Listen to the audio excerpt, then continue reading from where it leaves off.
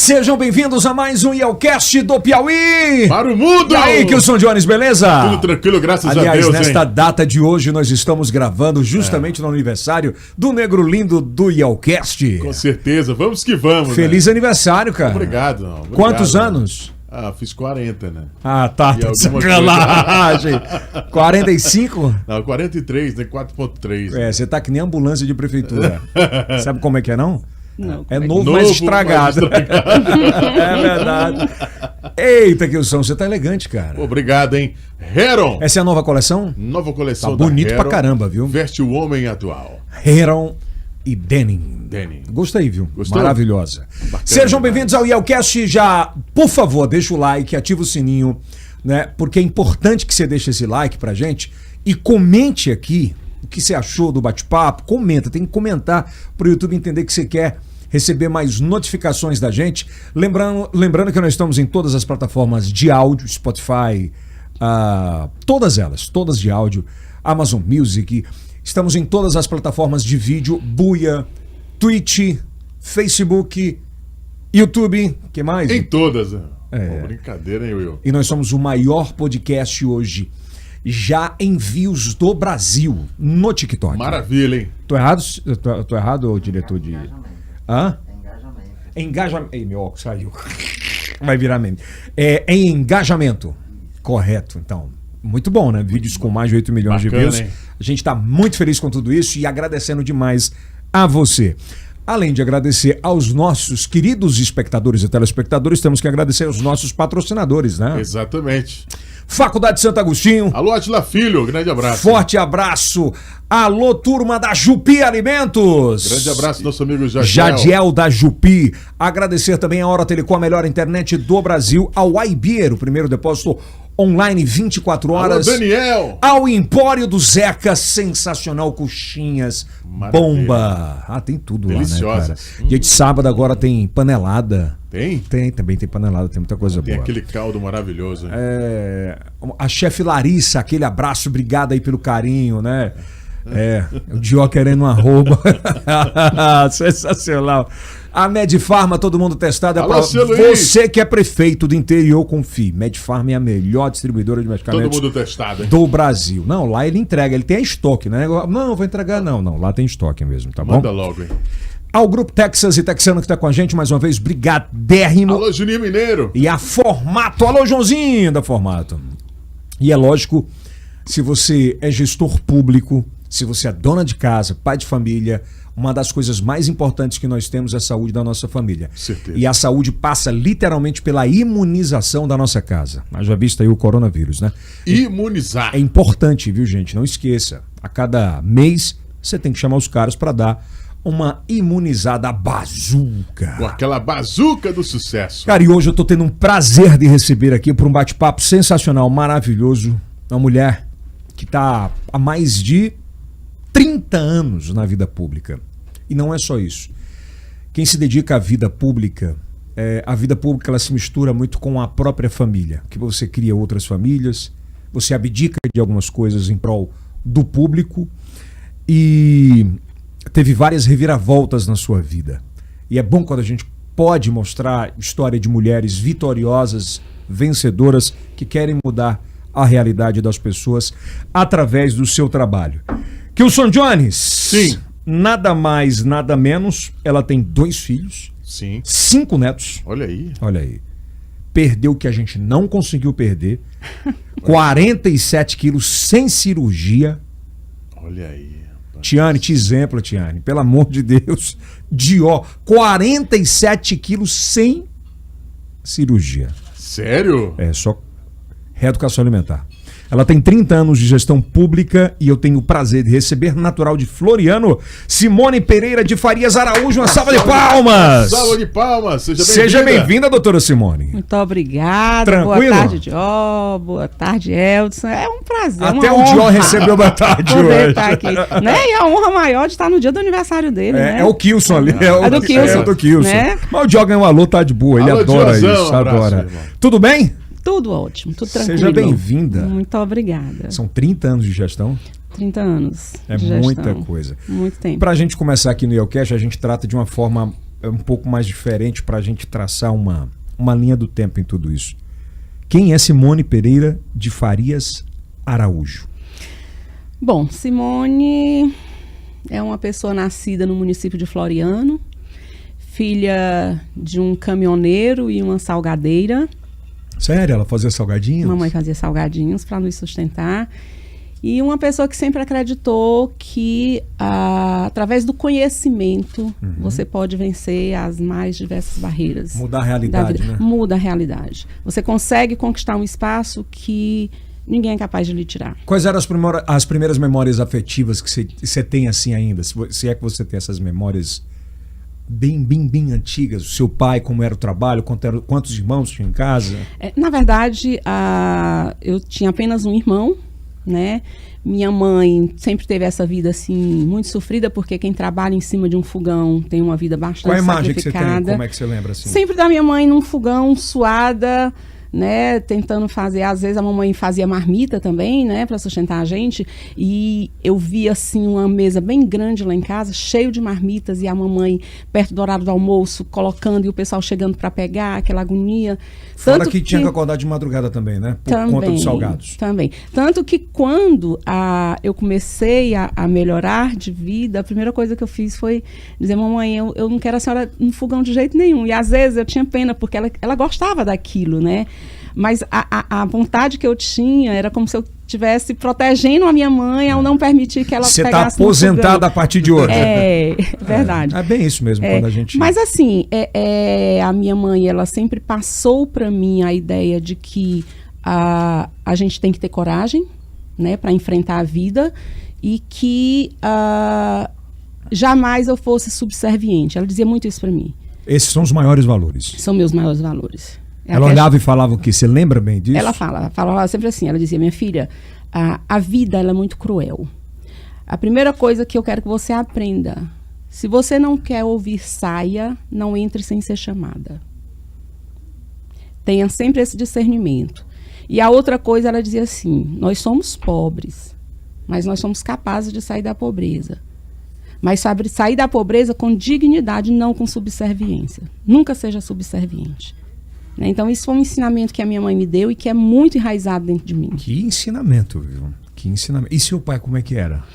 Meu pai era um homem que era caminhoneiro, tinha uma família em cada cidade. Caramba, não. Né? Era mesmo? Então, assim, eu não tenho muitas memórias de meu pai, né, da figura paterna dentro da minha casa. Porque enquanto ele viveu com minha mãe, ele vivia no mundo viajando. E depois eles se separaram, eu era muito pequena. Ele separou com quantos anos? Eu tinha uma média de 4 anos de idade. A falta da figura paterna, eu falo porque eu sou pai de uma menina também, né? Minha esposa sempre diz para mim que a figura masculina para a mulher ela é muito importante. Ela é muito importante. E assim, a gente sente. Eu não tenho grandes memórias da figura paterna. Né? A minha memória sempre foi da minha mãe mesmo, uma mulher bastante lutadora, né? E que me ensinou esse valor de que o trabalho ele faz com que a gente possa realmente mudar de vida. Naquela época você chegou a ter raiva dele? Não, eu acho que eu não tive sequer tempo para isso, sabe? Porque a minha mãe, ela não foi uma mãe que ela entendia que a criança teria que ser poupada da realidade da vida. Né? Então ela sempre colocava a realidade como de fato ela era. Como? Né? Então assim, por exemplo, eu me lembro uma coisa que eu me lembro bastante. Eu tinha uma sandália que eu ia para a escola e que no ano seguinte a mamãe não tinha dinheiro para comprar a sandália e ela cortou o bico, né? Que era para o dedo sair e não machucar. Aí ela dizia assim: olha, eu estou fazendo isso para você ir para a escola, então estude, que é para você não fazer isso com seus filhos. Eu não estudei, não tive essa oportunidade. Você está tendo. Eu posso fazer qualquer coisa, eu renuncio a tudo na minha vida. Mas a educação eu sempre vou lhe dar, porque é isso que vai fazer com que você mude nossa vida. Né? E aí, assim, eu sempre gostei muito de estudar. Eu casei muito jovem, casei com 17 anos. Mas... Passa pela falta da presença do pai em casa, da figura masculina, e na primeira, ou não sei, que você identificou alguém com segurança e disse: não, é o homem que eu quero da minha vida? Rapaz, Yeldson, eu acho que talvez pelos desafios da vida, a mamãe brincava assim comigo, ela dizia, essa menina é 70% homem. Ela dizia muito isso, né? Porque assim, eu sempre assumi um papel mais masculino. Em casa, né? Em casa, quando eu casei foi a mesma coisa, né? E eu acho que uma das coisas que interfere na ausência da figura masculina é a gente ter uma certa dificuldade, eu confesso isso, melhorei muito porque fiz terapia, de relacionamento mesmo. Porque você não cresceu vendo um relacionamento dentro da sua casa. Você não tinha experiência de Não como tinha, era, né? Não tinha. E sempre a gente tinha... Não sei se todo mundo que não tem pai era assim, mas eu tinha uma insegurança muito grande nas minhas relações. Por isso que né? Isso é uma característica falada por psicólogos aqui já, que a falta do pai no relacionamento em casa causa possessividade, ciúmes, o medo de perder. Era mais ou menos a isso? Insegurança, isso. É mais ou menos isso. Né? Sufocante, né? Só que aí, ao mesmo tempo, eu sempre tive que tomar a frente das coisas na minha vida e acabou que eu não tinha muito tempo para pensar nisso. Isso é irmão ou irmã? Eu só tinha um irmão. O irmão. Você cuidava dele, óbvio. Não, ele é mais velho que eu. Ah, você é caçula? Na verdade, assim, hoje eu perdi meu pai, perdi minha mãe e perdi meu único irmão. Né? Então, hoje eu tenho apenas meus filhos, como né, o relacionamento de sangue, família mesmo, meus filhos, 2 filhos. Né? E 5 netos? E 5 netos. E como é que você perdeu... O seu irmão foi como? Meu irmão, ele teve HIV. Foi. Isso. Morreu cedo? Morreu novo? Ele morreu há 3 anos atrás. Ele morreu com 54 anos. E é que hoje o HIV você consegue tratar e ficar muito tempo, né? Ele realmente, na verdade, o que aconteceu com ele teve um desmaio dirigindo. Nós achávamos que ele tinha tido um AVC, alguma coisa nesse sentido. Quando ele foi no hospital, que foram fazer os exames, disseram que ele estava com a toxoplasmose cerebral. E que a toxoplasmose cerebral, ela é um sintoma de quem está já num estado bem avançado de HIV. Pra gente foi uma surpresa. Ele não sabia? Ninguém sabia. Sério? Né? E assim, ele era hétero. Pois é. E ele nunca, ele dizia assim, minha irmã, eu não tenho noção em que momento da minha vida eu contraí isso, né? Ele era uma pessoa muito conhecida aqui em Teresina, Sérgio Pereira, todo mundo conhecia, meu irmão. Casado? Ele tinha 2 filhas, né? Ele não vivia, não tinha com um relacionamento fixo. Mas tinha 2 filhas, né? A Priscila e a Larissa. Elas também não sabiam? Não, a Larissa hoje, assim, muita gente conhece, que é a esposa do Robert Rios, né? E pra gente foi uma surpresa. E ele, quando ele recebeu o diagnóstico, para ele foi uma coisa que abalou muito o emocional dele. E ele se recusou a se tratar. Sério? Né? Ele não aceitou o tratamento. E do diagnóstico para a morte dele foram 40 dias. Jesus amado. Deve ter te impactado absurdamente. Bastante, né? Porque às vezes, de repente, a gente olha assim e diz assim, meu Deus do céu. Minha família se foi inteira e eu fiquei. E o mais interessante, o meu irmão, ele morreu nos meus braços e a minha mãe também morreu nos meus braços. Seu pai morreu como? Meu pai teve leucemia, minha mãe teve CA. Né? Meu pai, quando morreu, é o que eu te disse, a gente não tinha essa convivência. Mas e quando você recebeu essa notícia da mãe? Esse é o seu... minha mãe morava comigo. Esse é o seu irmão? Isso mesmo. Como você conseguiu essa foto dele? Aqui tem uma equipe boa. Meu Deus do céu. É o seu irmão. Isso. Cheio de vida. Cheio de vida. E... Desculpa. Não, fica à vontade. E assim, a minha mãe morreu nos meus braços também. Ela recebeu o diagnóstico antes? Recebeu, a gente lutou 1 ano e 9 meses contra esse câncer dela. O que passava na sua cabeça pelaquela mulher batalhadora? Assim, ela é muito forte, inclusive na hora da morte. Foi outro ensinamento que a minha mãe me deu. Ela olhava para mim e ela dizia assim, minha filha, o maior presente que Deus podia ter me dado foi esse câncer. Eu dizia, como assim, mamãe? Ela disse, porque ela era muito divertida, muito engraçada. Quem conheceu minha mãe sabe disso. Ela dizia, minha filha, se eu tivesse morrido na condição espiritual que eu tinha antes dessa doença, eu acho que eu estava no fogo do inferno. Porque ela brincava com isso. Ela dizia, porque nessa doença eu aprendi a minha insignificância. Eu aprendi que nós não somos nada.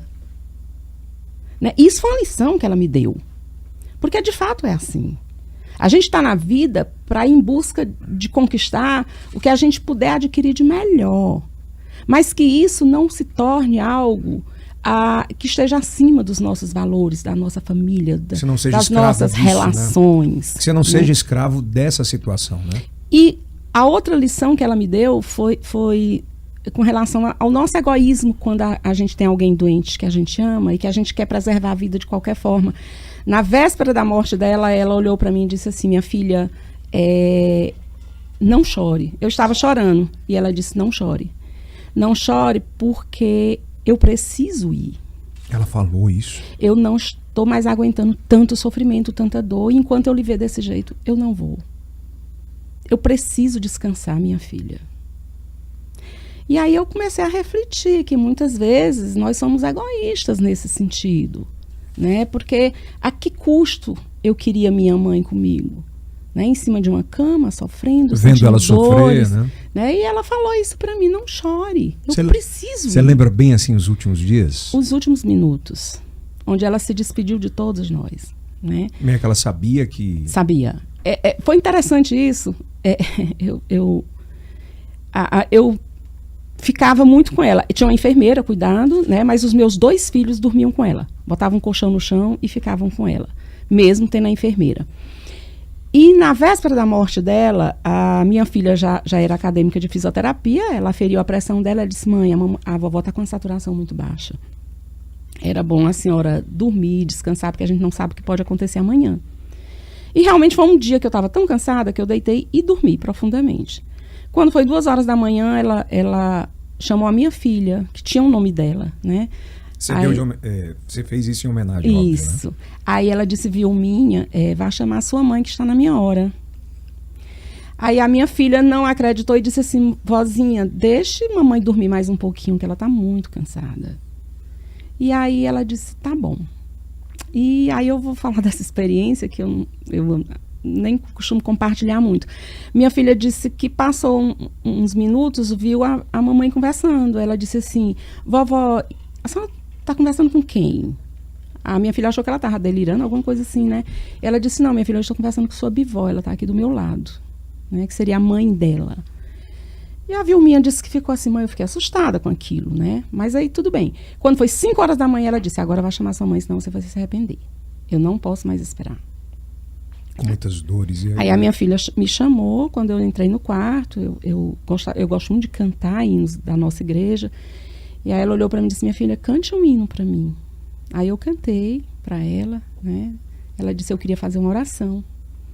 E aí ela orou, dizendo... E ela lúcida? Lúcida. Aí ela pediu que Deus tivesse misericórdia dela, que ela estava muito assustada, né? Mas que Deus pudesse dar o consolo para que ela pudesse ter uma boa passagem, né? Aí ela olhou para o meu filho e disse, olha, você é o homem da família.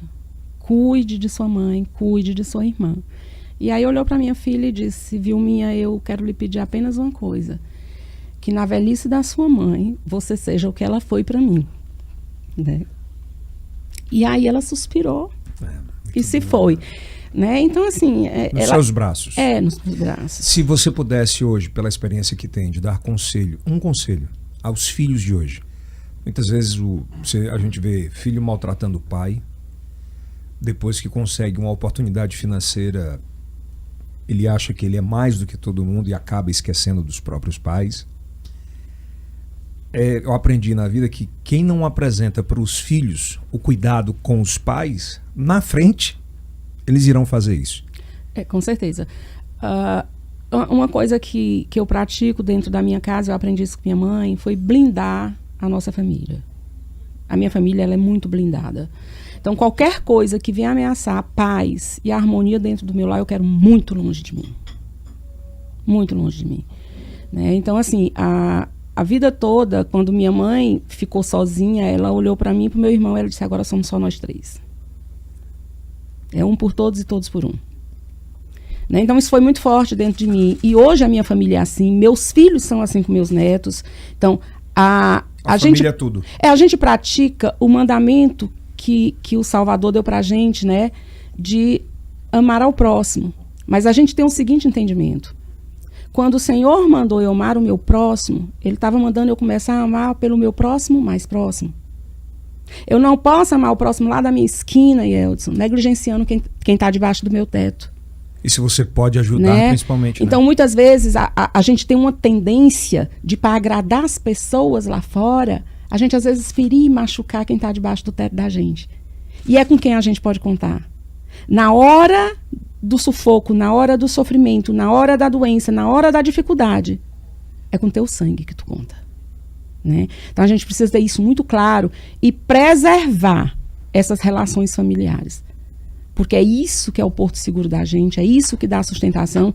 E a frase que a gente pratica, que eu aprendi dentro do Evangelho, foi de que nenhum sucesso na vida compensa o fracasso de um lar.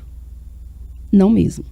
Né? Então, a gente trabalha para ter uma vida digna, mas que isso nunca seja motivo para fragilizar as relações familiares. E aí você passou por todo esse perrengue lá atrás, ainda voltando um pouco do conhecimento, do estudo muito dedicado a isso. E qual foi a primeira oportunidade que o estudo te deu? Na verdade, tudo aconteceu quando eu fui morar onde eu moro hoje, né, na região da Grande Pedra Mole. Eu era aluna de serviço social da Universidade Federal. Faculdade pública? Faculdade pública. Não tinha papai pagando, papai pagando. Não, era na UFP mesmo, né? E eu tenho muito orgulho de ter vindo de lá, né? De ter tido a minha formação acadêmica lá. E eu fui morar na região que eu moro hoje, na região da Grande Pedra Mole, com 2 crianças pequenas e estava iniciando um processo de ocupação do que hoje é a Cidade Jardim. E eu fiquei muito assustada com 2 crianças pequenas. Meu Deus, o que é isso? Você tinha separado? Estava separada.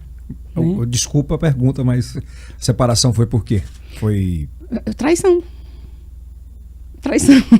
Eu fui traída e não aceitei, né? Eu não aceito traição. Na época, é importante a gente falar sobre esse tema. Sua mãe, ela fazia salgados, comida. Isso te influenciou de alguma forma, que a gente vai falar mais na frente, a ganho de peso? Sim, acredito que sim. E sofria bullying sobre isso? E dentro do casamento também? Também. Né? O que às vezes eu até tenho dito para algumas pessoas que me procuram no direct, mulheres que acabaram o casamento e elas se culpam, dizendo, é porque eu tô gorda. Não, é porque teu marido não tem caráter. Com algum tipo de trauma, né? É porque é como se eu tivesse a responsabilidade de que o meu casamento acabou porque eu tô gorda. E não é. Sabe? Você não pode assumir essa responsabilidade. Cadê o compromisso do teu marido com a família? Né? Então, assim, as pessoas, elas têm banalizado muito a instituição família. Muito. Né? Então, assim, eu realmente fui traída, eu sou uma pessoa que eu não aceito traição, mas em esfera nenhuma da vida. Não é só no relacionamento amoroso, é de trabalho. De tudo. Relação de amizade, familiar, em tudo. Isso vem daquele trauma do pai? Talvez, Yeldson. De não permitir mais que se sofra por aquilo como a sua mãe sofreu. E eu me separei, meu filho tinha 10 meses. Na lata mesmo chegou aí? Não aceito. Você dependia financeiramente dele? Nunca dependi. De homem nenhum. Na minha vida. Nunca.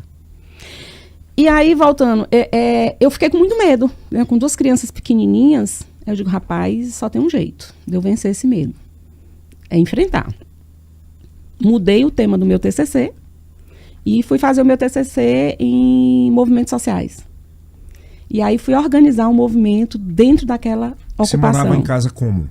A minha casa, eu construí casa mesmo. Né? Uma casa... na época, por isso que eu quero entender da origem mesmo. Na época, a minha casa não tinha muro. Né? O dinheiro que eu tinha não deu para fazer o muro. Então, eu ficava muito vulnerável. E aí, eu me assustava porque... Com a movimentação Com a movimentação. Nessa época que você fazia faculdade, você fazia bico também? Tentava de alguma forma? Fazia. O primeiro job ali, o primeiro trabalho? Não. Eu tinha uma lanchonetezinha, né? Com a minha mãe me ajudava muito. E aí, eu fui fazer o que minha mãe fazia. Né? Eu tinha uma lanchonete que depois essa lanchonete se transformou num grande buffet aqui em Teresina, que a minha lanchonete era Papagula e depois eu fiz o buffet. Papagula é de... o buffet Papagula era meu, né? Se transformou num dos melhores buffets de Teresina. Aí de salgado você entende? Entendo. Depois você prova isso aqui pra me dizer. E aí você fatiava a lanchonete. Pronto, aí eu fui fazer... Mamãe foi morar comigo, mamãe era aposentada do Tribunal de Justiça. E quando eu me separei, ela chegou para mim e disse... Como é que ela entrou no tribunal? É porque lá em Floriano, a gente é de Floriano, né? Ela trabalhava no fórum, né? E naquela época não existia concurso público. Era por... Então ela era escrivã, né? Era uma funcionária, né? Um salário pequeno, mas era o que ajudava a gente a viver. Aí o que aconteceu? Quando eu me separei, ela foi para dentro da minha casa e disse: minha filha, tá aqui um cartão do banco. Eu só quero que você me dê casa, roupa lavada e comida. O resto, vá cuidar do meu neto. Né? Ela não sabia nem quanto ela ganhava. Era do neto dela. E aí... Ela chorou no dia que se separou? Não. Ela viu aquela história se repetir? Não, ela só disse assim, algumas pessoas da família do meu ex-marido, né, foi até ela, pedir para ela interferir, conversar comigo. Aí ela disse: olha, é o seguinte, se a minha filha quiser permanecer no casamento, ela tem meu apoio. Agora, se ela quiser se separar, ela vai ter mais ainda, porque ela vai precisar de mim. Mas a decisão é dela. Eu não posso decidir por ela. Então, minha mãe, ela sempre ensinou isso pra gente. Né? Ela sempre respeitou. Aquela noite da separação, escolhas. de você procurar um lugar lá na Pedra Mole, foi uma noite como? Rapaz, eu às vezes eu me espanto comigo mesma. Quando eu tomo uma decisão, eu não sei nem te explicar como é que eu me revisto. Eu não chorei. Você deve ter uma carapuça de blindagem grande pra nada encostar perto, né? Eu não Você chorei. ainda não tinha nem 20 anos ainda, né? Porque se casou com 17. Não, eu me separei com 22. 22. Eu tive 2 filhos ainda do casamento, né? Eu não casei e tive filho logo. Eu disse pra ele, eu só vou ter filhos depois que eu passar no vestibular. Aí quando eu passei no vestibular... Ele trabalhava com o quê, esse mano? Ele trabalhava com vendas, ele era autônomo. Né? E aí eu resolvi fazer o seguinte: eu não vou abrir mão dos meus estudos, então eu só vou ter filhos quando eu passar no vestibular. Então, quando eu entrei para a faculdade, eu tive o meu primeiro filho. Né? Aí eu disse: agora, quando eu me formar... Eu tenho o segundo. Eu vou ter o segundo. Né? Então, a diferença dos meus filhos é de mais de 3 anos, exatamente por conta disso. Aí você começa a entrar definitivamente nos movimentos sociais. Foi. Aí sempre me envolvi na faculdade, com o movimento estudantil e tal. E aí, com a Cidade Jardim, eu realmente me envolvi com a política comunitária. Né? Eu organizei a Associação de Moradores de lá, procurei mostrar para aquelas pessoas que, através de uma associação de moradores, você teria um instrumento legal para conquistar os seus direitos. Né? E fui fazendo aquele movimento lá. Quando eu organizei o movimento da Cidade Jardim, aí outras comunidades da região começaram a me procurar. Né? Simone, ajuda a gente a organizar um movimento. Então comecei a fazer, da Tapuia, Campeche Norte, aquela região que eu moro toda, né? Então comecei a organizar um movimento social de lá.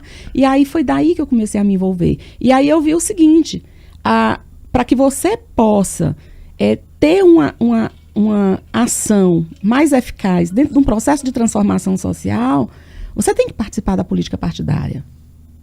Por quê? Porque são nesses ambientes que tanto as leis quanto as políticas públicas elas são criadas. Né? Então, não adianta a gente ficar na plateia, não adianta a gente ficar na indignação, né, se manifestando apenas pela indignação, se você não participa efetivamente desse processo. Porque eu escuto às vezes, e é muito maldoso isso, né? E isso, alguém falar assim, ou uma página, ou um site falar, Simone? A Simone foi indicada pelo deputado Júlio César, nunca pisou numa comunidade, não sabe o que é o cara que olha hoje, né? Uhum. A comunidade, então, veio antes dessa amizade com a família. E moro até hoje na periferia de Terezinha. Com muito orgulho. Não saio de lá. De lá eu só saio pro cemitério. Simone, como é que você vê? Porque na época o Braz, você deve ter conhecido o Braz lá da região. Sim. Do Soinho. Sim, sim. E como é que você vê esse desenvolvimento hoje mais forte, com terras mais valiosas? Isso se deu como? Como é que você percebe isso? Olha, se a gente for fazer uma avaliação, né, naquele primeiro momento em que a gente começou a organizar um movimento comunitário, a gente tinha uma determinada ideologia. Né? E eu sei que eu vou fazer uma crítica aqui que talvez algumas pessoas vão jogar pedra em mim. Mas o que é uma realidade. Né? Com o decorrer do tempo, houve, digamos... os movimentos sociais eles foram corrompidos. Isso é forte. É forte, mas é real. Algumas pessoas se envolveram no movimento comunitário buscando ter um benefício pessoal. Um terreno. Buscando se beneficiar. Existem pessoas altamente comprometidas, a gente sabe disso. Tem gente Tá? que luta mesmo. Tem gente que luta, tem gente que tem a ideologia, que quer participar desse processo de transformação social, mas tem os oportunistas, como em tudo na vida. Querem um contra-cheque. Isso é uma realidade. Né? Isso que eu estou falando aqui não é fantasia, é real. O que deixa a gente muito triste. Total, é. Né? O que deixa a gente muito triste, por quê? Porque aquilo que é para ser, de fato, um instrumento legal de conquista e de garantia de direito, às vezes passa a ser corrompida por pessoas que estão dentro do próprio grupo. Né? Mas, assim, eu acho que isso não deve servir de desestímulo, né? Pelo contrário, deve encorajar a gente a continuar a luta e levar esse processo de conscientização para que as pessoas tenham a verdadeira compreensão do que de fato é isso. Por isso que eu te perguntei sobre o deputado Júlio César e o deputado Georgiano, porque muita gente... Hoje a gente vive numa era de ódio absurda, né? Uhum. O que dá mais engajamento em rede social é ódio. É verdade. Os algoritmos dizem isso. E por isso que eu estou te perguntando se essa comunidade chegou antes do que eles. Antes, quando eu comecei a trabalhar com o deputado Júlio César, foi na primeira campanha dele para deputado federal. Né? Eu tenho quase 3 décadas que trabalho com o deputado Júlio César.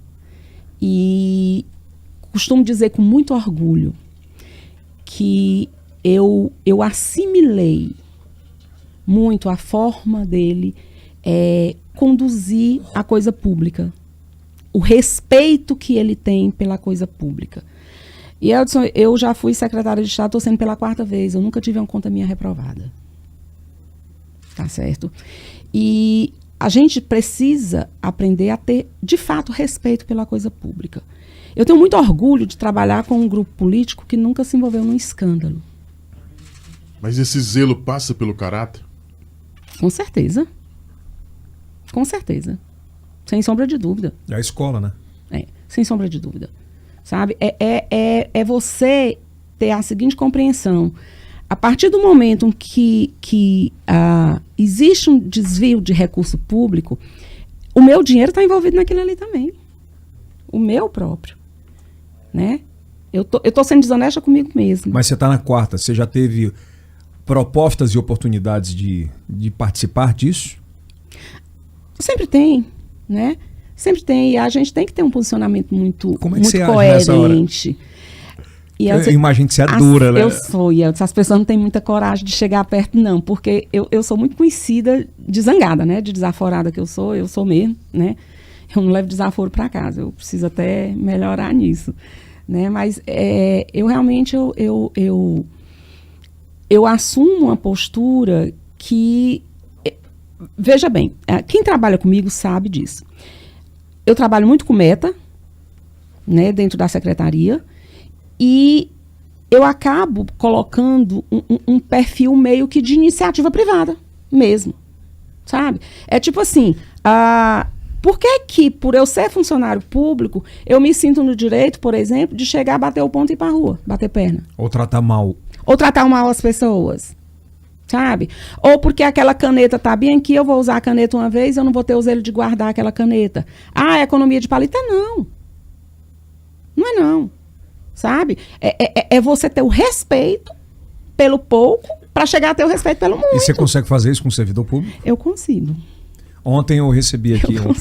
Ontem eu recebi aqui... Tá ali, ó, um funcionário que trabalha comigo, sabe como é a minha postura. Um jovem falou aqui, disse que no dia que criar a avaliação no app para cada servidor público, tudo vai mudar. Como Uber, como o cara que vai entregar comida, como dono de restaurante que entrega uma comida. Se criar essa avaliação, ele diz que tudo muda. O serviço melhora muito. Você acredita nisso também? Eu acredito. Eu sou uma pessoa, Eldson, que embora eu seja muito dura, eu sou incapaz de fazer com que alguém que trabalhe comigo passe por uma situação constrangedora. Eu sou muito de chamar a atenção da pessoa conversando... No privado. Só eu e ela. Sabe? Sem exposição. O caminho é esse? Até porque, nesse processo, você faz com que a pessoa entenda de que ela está tendo uma atitude errada. Né? se você grita, se você expõe, a pessoa ela vai perdendo até a capacidade de perceber que ela provocou a situação. Mas vamos lá, Simone. Se no privado você conversa e ele não resolve isso? As minhas experiências são bem positivas. São? São bem positivas. Né? Agora, também, eu sou ele aquela tem o comodismo gestora. também, né? Eu sou aquela gestora que eu saio da minha secretaria 3 horas da tarde, 2h30. O horário expediente é até 1h30. A gente não fica até 1h30. Entendeu? Porque eu acho que você também precisa ser exemplo. Como é que você vai cobrar alguma coisa se você não é exemplo? Você não entrega, né? Você tem que ser exemplo. Né? Então, a gente tem que ter muito cuidado, a gente precisa mudar essa visão. Tem muitos gestores que bate ponta assim? Que, não sei. Exploda. Eu não sei, eu não sei, eu falo por mim mesma. Ela é muito polida, ela não vai. Tem gestor que chega meio-dia, assim, não, só pra não assinar. sei. Na segunda-feira? Eu fico tão ocupada na minha secretaria que não dá tempo de eu saber como é a secretaria dos outros. Vai ser difícil. Mas vamos que vamos. E aí o deputado Júlio César chega, mostra todo esse trabalho, essa propositividade de evolução, tal. Qual foi o primeiro cargo lá? Olha, eu coordenei a campanha na região da Grande Pedra Mole. Né? Você era uma liderança? Comecei a trabalhar lá com ele. Ele foi eleito, né? Eu conhecia toda a história de vida do deputado, porque ele é de Guadalupe, eu sou de Floriano, nossas famílias se conheciam, né? E ele foi eleito com quantos anos, Simone? Federal? Ixi, eu não me lembro. Não me lembro, porque aí eu era muito jovem. Foi. Ele já tinha sido prefeito de Guadalupe, foi presidente da PPM, né? O deputado Júlio César, ele foi aquele jovem que ele estudou aqui na Casa do Estudante. Ele ia passar as férias em Guadalupe, ele passava as férias vendendo ovos e galinha para arrecadar o dinheiro, para ele passar o semestre aqui, né? Ele teve uma vida bem sacrificada. E ele é um estudioso. Você sabe, Simone, que eu tenho uma admiração muito grande por ele num aspecto. Desde o dia que eu comecei jornalismo aqui no Piauí até hoje, ele nunca mudou a bandeira dele. Nós tenhamos no Brasil hoje o melhor deputado federal municipalista e é nosso. A causa dele é óbvia e é essa. E te digo mais, ele já escreveu 2 livros, né? Ele tem um livro chamado Dados Comparativos do Brasil, que é livro de cabeceira da equipe econômica do governo federal. Né? Então, assim, eu tenho realmente muito orgulho. Eu fui secretária de Defesa Civil e na época que eu estava na Defesa Civil, eu ia muito a Brasília.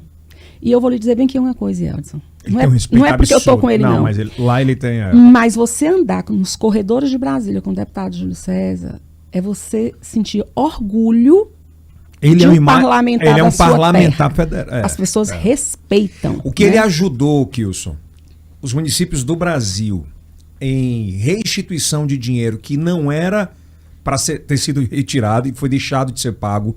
E ele conseguiu, me lembro uma vez ele me recebeu no gabinete dele em Brasília. Acho que eu estava fazendo uma série de matérias para o Grupo Meu Norte. E ele falava em dados. Eu digo, caramba, a cabeça desse... É incrível. Ele falava, é incrível. Dado. E ele falou, esse município vai receber tanto, esse vai receber tanto, esse vai receber tanto.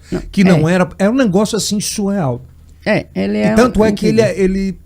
Mas por que ele nunca perde a eleição? É pela fidelização aos seus prefeitos. E lhe digo mais... se você pegar o histórico do deputado Júlio César, as pessoas que estão com ele, né? Lógico que tem mudança, algumas pessoas saem, mas a grande maioria estão com ele desde o início. Quer conhecer alguém, é isso. Né? Há quanto tempo as pessoas estão com você, né? Isso eu realmente tenho muito orgulho. E aí, o que aconteceu? Eu fui ele depois me indicou para assumir um cargo na prefeitura. Na época era o Heráclito, o prefeito. Mas ele foi dizendo assim, essa menina...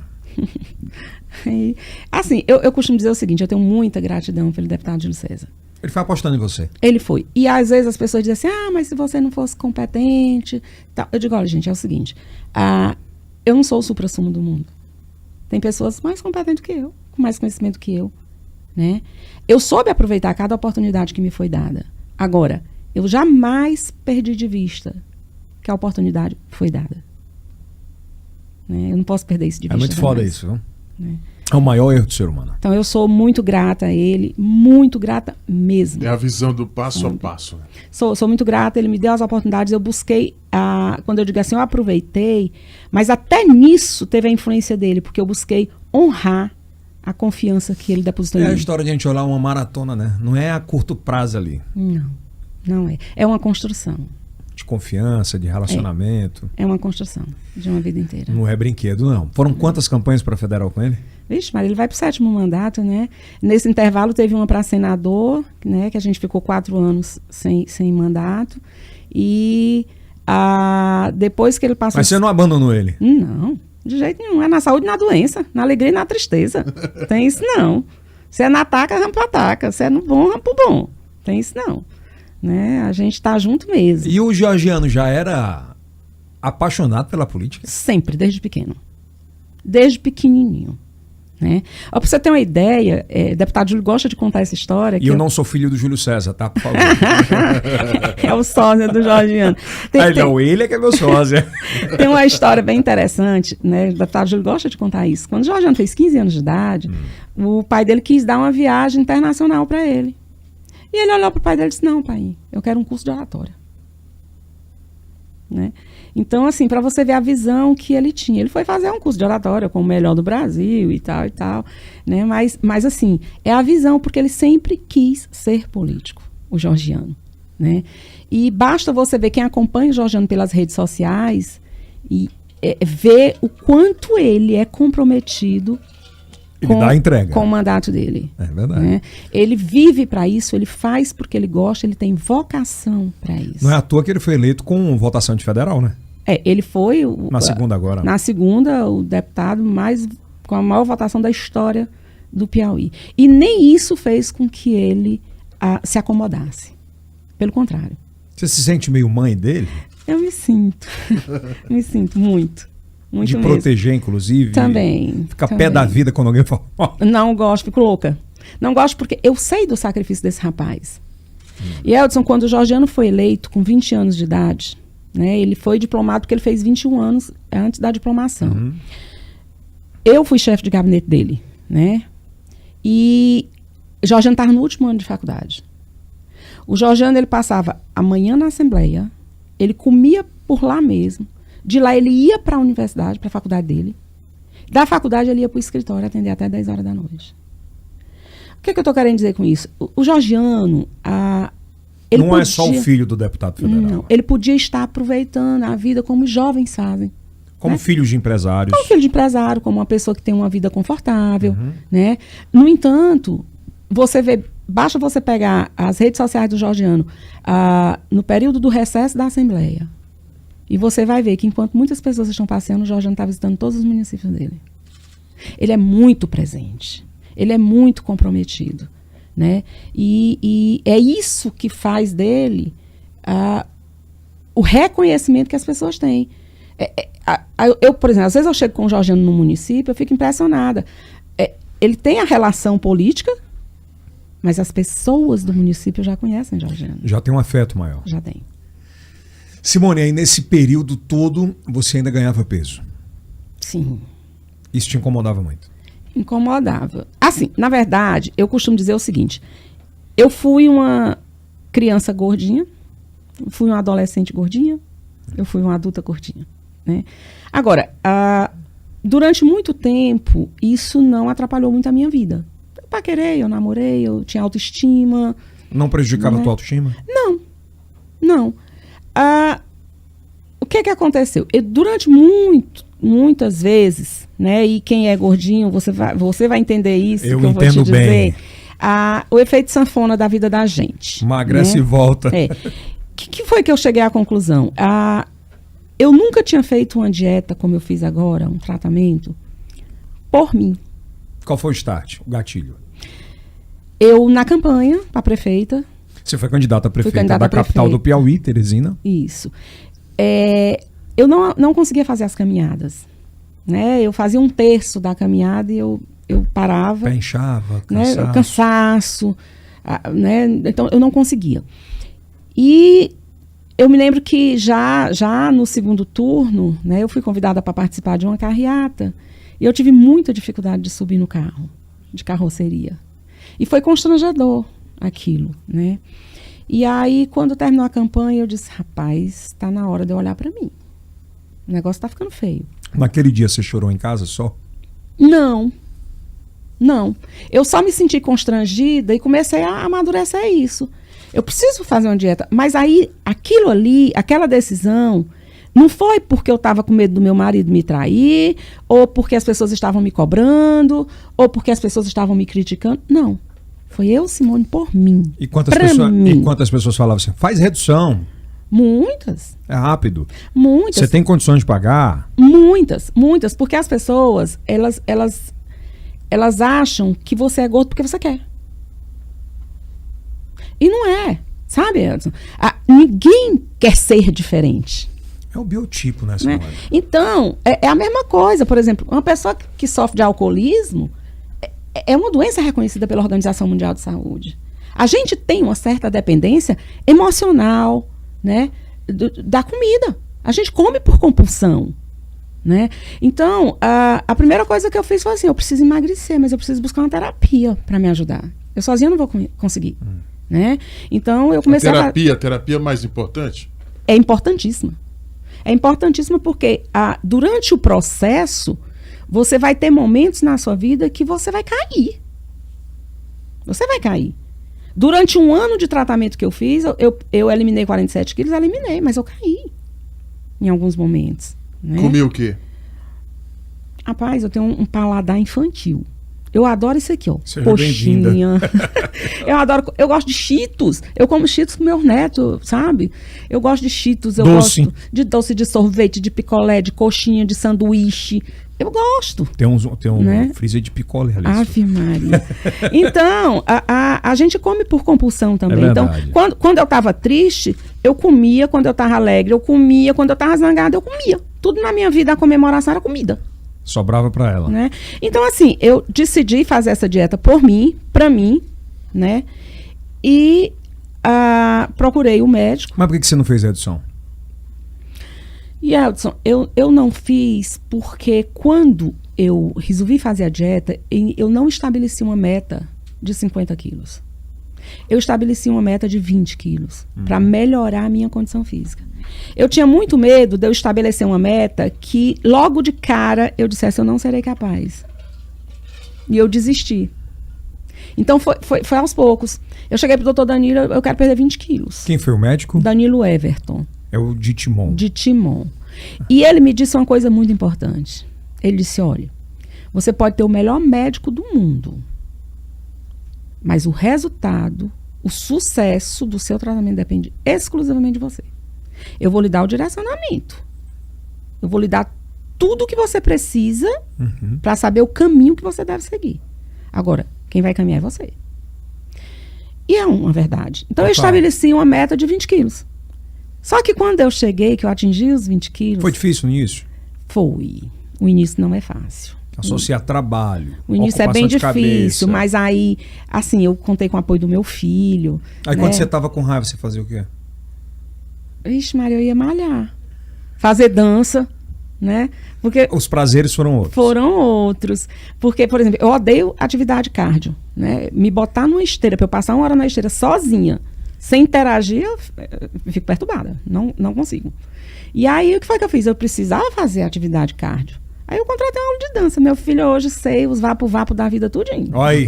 Entendeu? As coreografias e tudo. Então, uma coisa que me dava prazer, né? Me fazia bem o emocional, o psicológico. Sai do mundo, né? Então, eu busquei fazer. Foram alternativas que você vai buscando. Né? Eu fui muito honesta com a minha nutricionista. Eu cheguei para ela e disse, não me bote para comer tomate, alface e cenoura, porque eu não vou comer. Eu vou comer uma semana e eu vou sumir. Você não vai mais me ver. Substituiu. Me ajude a permanecer na dieta.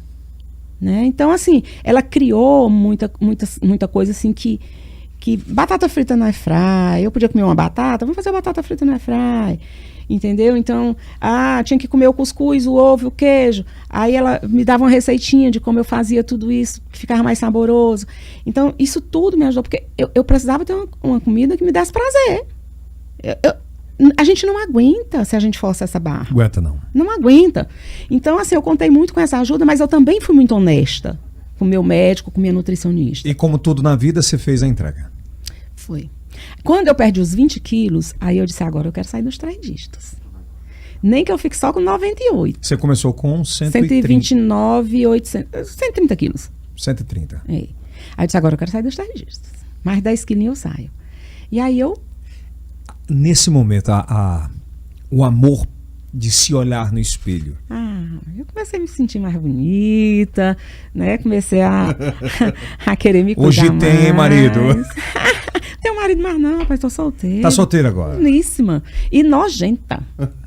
E nojenta, porque agora eu tô me achando, é a última cocada. Tá certo. E tem que se Tá? achar. Me acho mesmo, porque eu perdi foi quase 50 quilos, Edson. E tem que se achar. Eu me acho mesmo, sabe? Eu Exclusivo, Kilson. Eu sou muito... Exclusivo. Simone está na pista.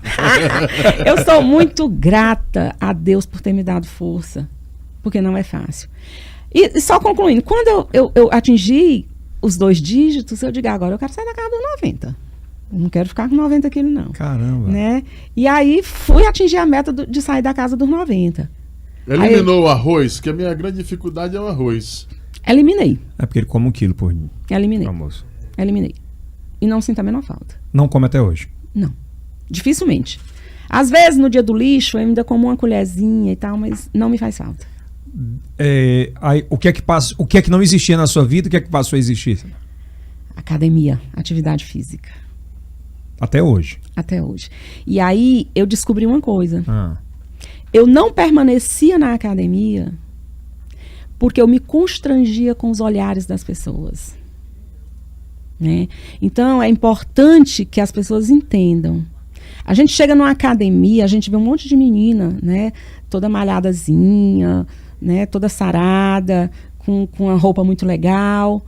E você chega lá com a camisona, querendo esconder sua gordura. E as pessoas, elas olham pra você como se você não tivesse o direito de estar ali. Como se você fosse um lixo. Como se você fosse um estranho no ninho. Então, a gente Não, é se lixo sente... mesmo. Então a gente começava a fazer uma esteira, só aguentava 10 minutos, as pessoas olhavam assim, ih, essa gordinha não vai pra canto nenhum, coitada. Então, às vezes a gente recuava disso. Muitas pessoas, elas deixam de ir pra academia porque elas se sentem constrangidas. E aí eu contei muito com a ajuda do meu personal, Júnior Santos. Porque ele dizia assim, você vai conseguir, você é bonita, você é inteligente, vamos lá, eu tô aqui do teu lado, Simone. Vamos lá. Ah, Júnior, mas fica o pessoal olhando pra mim. Besteira, daqui um dia vão olhar porque tu tá gostosa. Vamos lá, vamos. Então, assim, eu recebi massa, muita viu? força do meu personal, sabe, meu filho. Você tem noção de quantas milhares de mulheres querem ouvir isso? Pois é. E aí... E às vezes não recebe de dentro de casa, do próprio companheiro. Quando olha e fala assim, tá gorda, mulher. Vai se cuidar, em vez de dizer assim, vamos junto. Vamos juntos. Vamos juntos. Não é? Né? Meu filho fez muito isso comigo. Né? Ele dizia, eu vou pro supermercado com a senhora. Nós agora vamos ser fitness nessa casa, todo mundo. Então, assim, a gente conta com o apoio da família. A família é tudo na vida da gente. Ela que é a base. É. Desculpa a pergunta, mas esse segundo relacionamento também foi traição ou não? Foi. A política atrapalhou isso aí? Eu não sei. Mas o segundo casamento, eu passei 27 anos casada. Né? Foi um longo tempo. Não foi uma aventura, né? Não, foi um longo tempo. Se as pessoas perguntarem, não deu certo? Deu. Deu tanto que durou 27 anos. Acabou. Mas deu. Fui feliz. O start do emagrecimento... Não foi por conta disso, não. Não foi. Mas as más Não línguas, foi. algumas pessoas chegam até a comentar. Né? As pessoas, elas querem falar. Elas querem criticar. Né? A crítica pela crítica. Mas, assim, eu... E se for, não tem nada a ver, tem que fazer. Eu lhe digo com toda honestidade. Eu durante muito tempo, o fato de eu ser gorda não atrapalhava a minha autoestima. É Não bom você atrapalhava. falar isso pra quem tá ouvindo, até pra... Não atrapalhava. Até porque eu acho que eu acho que eu tenho uma personalidade tão forte que às vezes as pessoas olhavam pra mim e não me viam. Tem gente que olha pra minhas fotos da campanha e diz, Simone, eu não te enxergava desse jeito. Eu digo, nem eu. Né? Nem eu. Então hoje quando eu olho para minhas fotos da época da campanha, eu me assusto. Eu digo, meu Deus, eu era isso. Né? Então assim, eu tenho certeza que foi a melhor atitude que eu tomei na minha vida. E hoje eu tenho a seguinte consciência. Eu estou atingindo o peso que eu gostaria de estar. Eu hoje visto manequim 44, eu estou com 81 quilos, embora eu tenha ganho recentemente 2 quilos de massa magra, né? Então já era para eu estar com menos de 80. Caramba, de 130 para 81. Tô com 81 Eu tô com quilos. tanta vergonha disso. É o meu Não, sonho. não tem, não. Cara, Não, e essa não- desculpa, eu não tenho tempo. a gente faz isso. E para você ver, quando a gente está com foco, eu agora tô num momento de Mas também você tá... Tô na pista, tô solteira. Tá brincadeira, né? Mas Não, mas ó, ajuda pra quem passou por muitas decepções É. e quer agora viver pra você. é verdade. Não é bem isso? Eu Os hoje filhos estão encaminhados. todos, graças Pois é. a Deus. Tem um Graças a trabalho Deus. que eu... na sua cabeça, que eu sempre sonhei. Sim. Tem a confiança e o respeito das pessoas. Brincadeira, hein? Agora eu vou cuidar de mim. É. E aí eu aprendi a amar a academia. Eu gosto tanto da academia, que no dia que eu não posso ir 5 horas da tarde, eu ligo pro meu personal. Ô, Júnior, me atende 6 horas da manhã, porque eu não vou poder ir hoje. E eu vou 6 horas da manhã. E vai mesmo. E vou. Olha, quero lhe apresentar a The Fit Store, que é a nossa loja. Sei lá, conhecer. É maravilhosa, sensacional, com produtos Fit Store. espetaculares também. Ah, não teve um dia mais feliz na minha vida no dia que eu comprei o meu primeiro top. Meu amigo. Foi só, não, conta só aí. sabe dessa alegria quem passou por ela. Comprou primeiro, mostrando a O barriguinha. top. Ah, mas menino, tá doido. Caraca, que Pronto, massa. assim, vestir calça jeans. Aconteceu uma coisa interessante, né? Que as meninas, as vendedoras vão rir agora. Eu sempre tive vontade de ter uma calça jeans Calvin Klein. Aí eu entrei na loja, eu digo, gente, será que já tem uma calça que cabe em mim? Mas eu não vou chegar lá pagando esse mico, né? Eu entrei, as vendedoras disseram o que eu queria, né? Eu digo, não, eu tô procurando um presente. Aí ela disse, o que era? Não, pode ser uma camiseta e tal. Eu olhei lá, acabei comprando uma camiseta. Aí quando eu fui sentar, você não quer olhar uma calça pra você? Eu digo, não, vocês têm um manequim muito pequeno. Não, nós temos calça que dá pra você sim. Quer experimentar? Eu digo, gostaria. Saí de lá com 4 calças. Encontrou aqui Coisa dentro. de mulher, né? Então, meu Cara, a Deus! gente passa. Quem é fofinho, passa demais. Gente, uma calça Calvin Klein coube em E, Simone, mim. e você vicia na marca quando dá em você, né? Gente. Não é? Aí agora, 44. Meu Deus. Eu passar Você tá numa de diesel agora. loja. Ah, meu amigo. Eu passo numa loja, numa vitrine, eu vejo uma roupa, eu entro, eu compro. E eu disse, isso é maravilhoso. É. Sabe? Agora, assim, eu quero deixar muito claro que eu não estou aqui promovendo nem gordofobia e nem impondo Mas a isso é ditadura qualidade da de magreza, vida. Né? Eu estou falando É totalmente diferente. de uma alegria pessoal, uma coisa minha. Que muitas mulheres devem se espelhar. Eu acho que quando você está num relacionamento que o companheiro lhe priva disso, de você se sentir bonita, lhe proíbe de ir a uma academia, lhe proíbe de ir a uma faculdade, lhe proíbe de crescimento, você tem que correr dessa casa. É verdade. Porque o futuro não é muito bom. E o pior, sabe o que é? Eu conversando com algumas mulheres no direct, elas dizem assim, mas é porque o meu marido está me cobrando. Eu digo, amiga, não me leva a mal não, mas o teu marido, ele se propõe a pagar uma boa academia para ti? Não, ele não pode. Aí eu digo, amiguinha, né? Então tenha paciência. Como é que eu vou cobrar se eu não posso nem dar? Né? Tem tantas prioridades, né? Então, assim, às vezes o homem quer cobrar uma coisa que ele não pode ter, né? E vamos lá, a democratização do conhecimento hoje através da internet, ela te possibilita você ter aulas gratuitas no YouTube, Com faz certeza. em casa. Eu faço muito os TikTok da vida aí, a dancinha adoro, faço legal sozinha, saio suadinha. Mas ela tá mesmo, viu? Tá em outro patamar, né? Eu tô feliz. E aí você participou da eleição, me lembra? A gente fez até cobertura lá, no ao vivo. E começou esse emagrecimento. Uhum. O que é que definitivamente na sua vida, quando perdeu os 47 quilos, que você já falou aqui que queria mudar, politicamente, o que é que isso te ativou?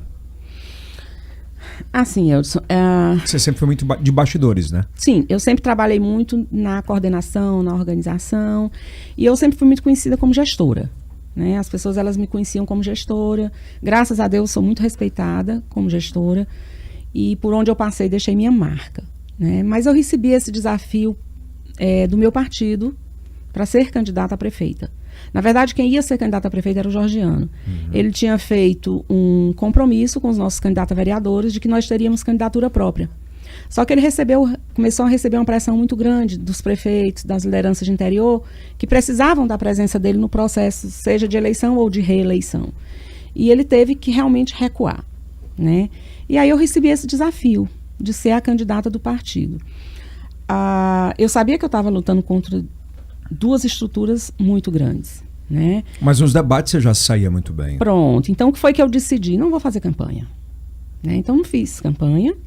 E eu disse, eu vou mostrar para a população o que eu sou capaz e a população vai julgar.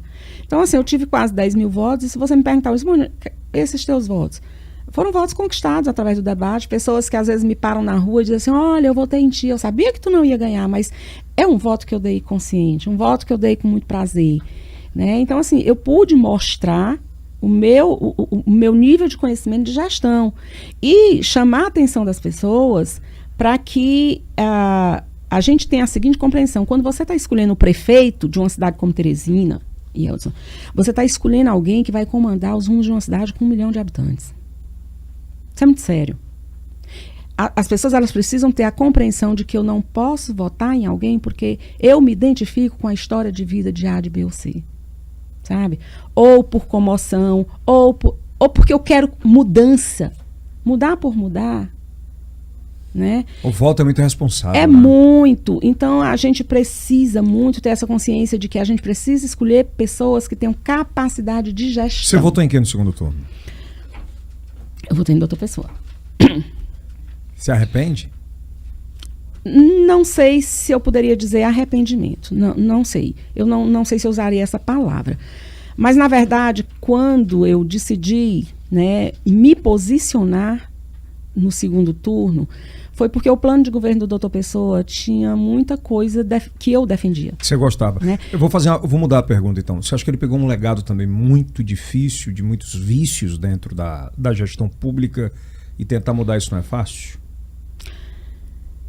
Assim, eu acho que o gestor, ele tem que ter a compreensão de que ele precisa de se cercar de pessoas que entendam de gestão, tá certo? Não é fácil você pegar uma estrutura que já está viciada há tantos anos com uma forma de fazer gestão.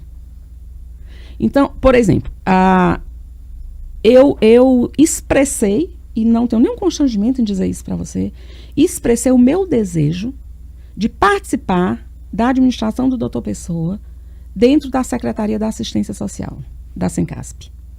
Por quê? Porque eu, primeiro, sou assistente social. Segundo, eu sou uma pessoa que eu defendo as políticas de garantia de direito e as políticas de proteção social.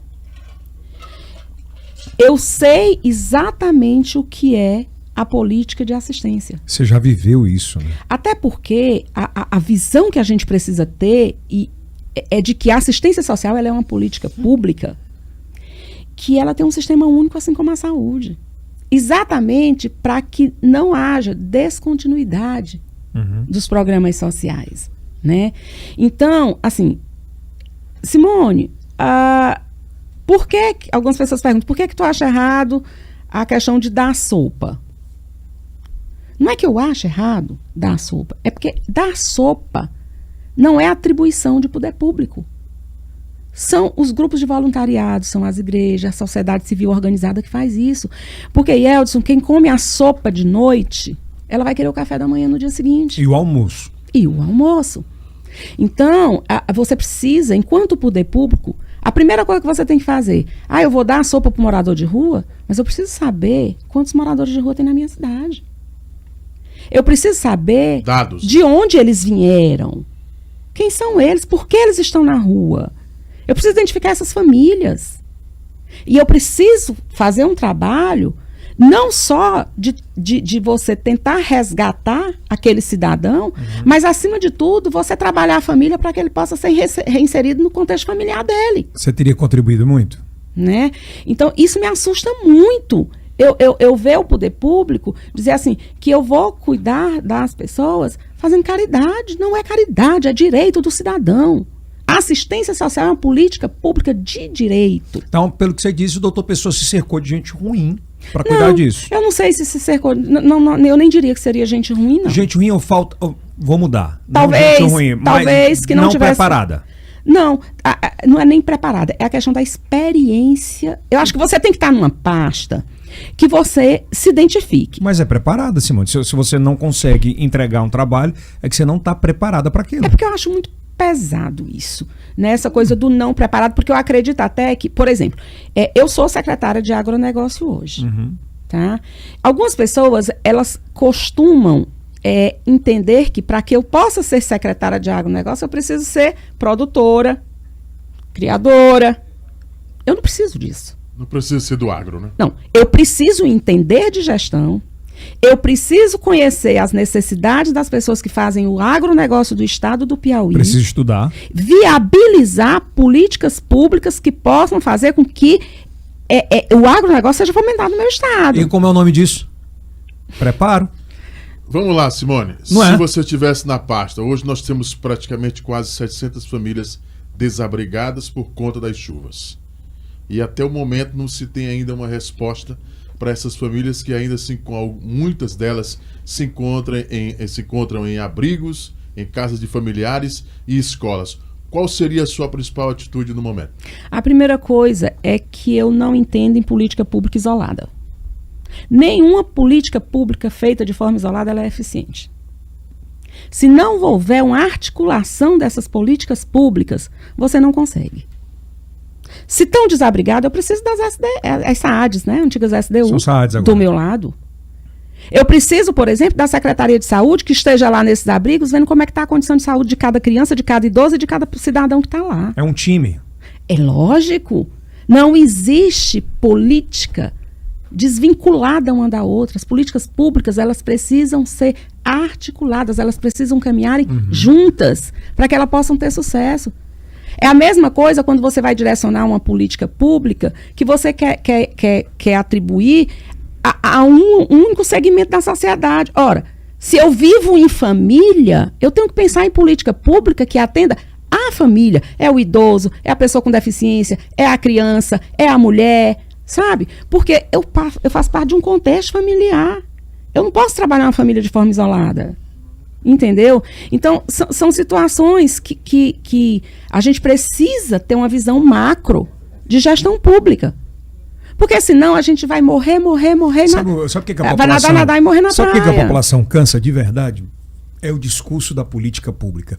É o cara falar assim toda vez, olha, nós vamos trabalhar por mais políticas públicas, por mais políticas de segurança, por mais...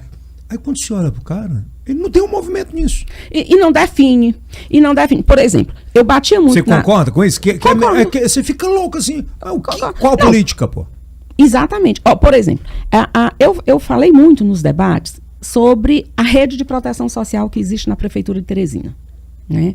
Existe uma rede de proteção, Simone? Existe. E é bem feita.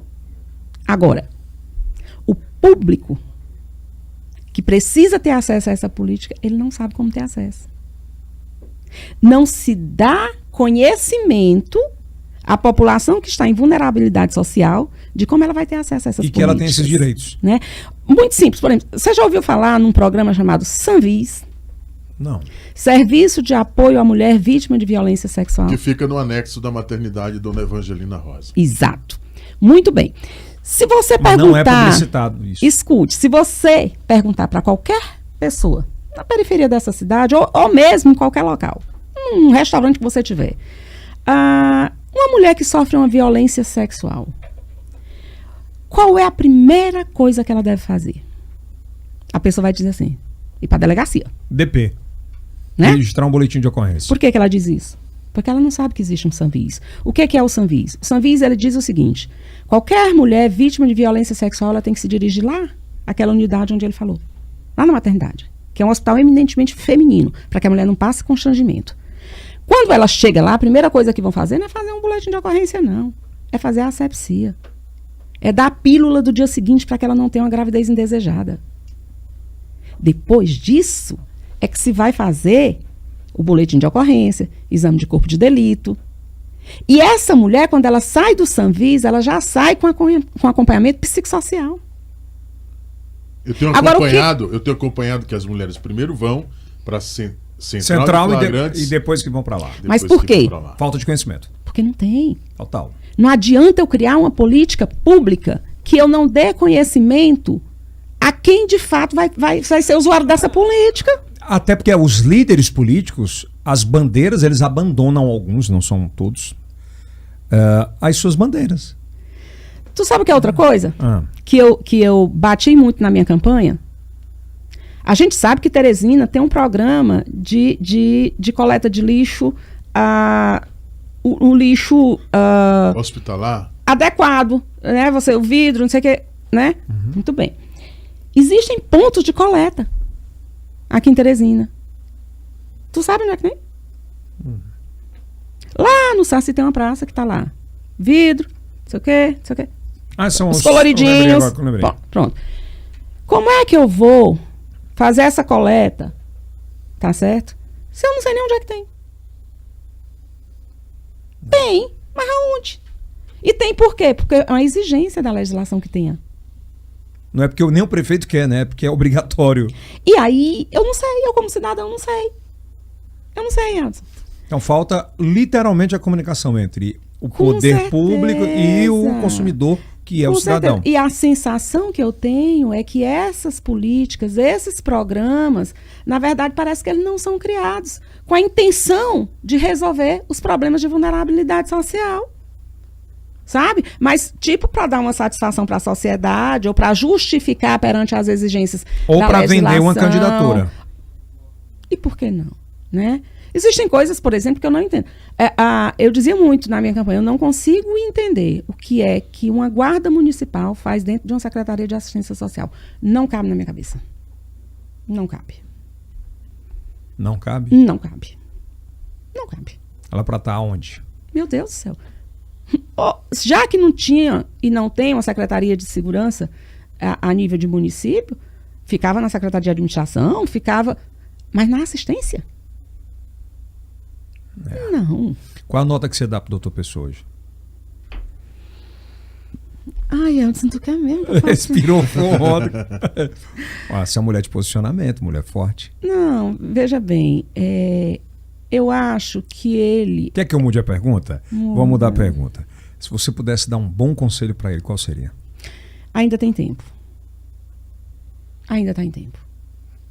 Faça o que você prometeu. A minha gestão será uma gestão de técnicos. Esqueça o viés político.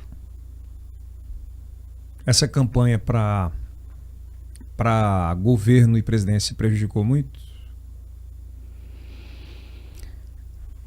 E Edson, Porque a gente fala em acomodação, né, também.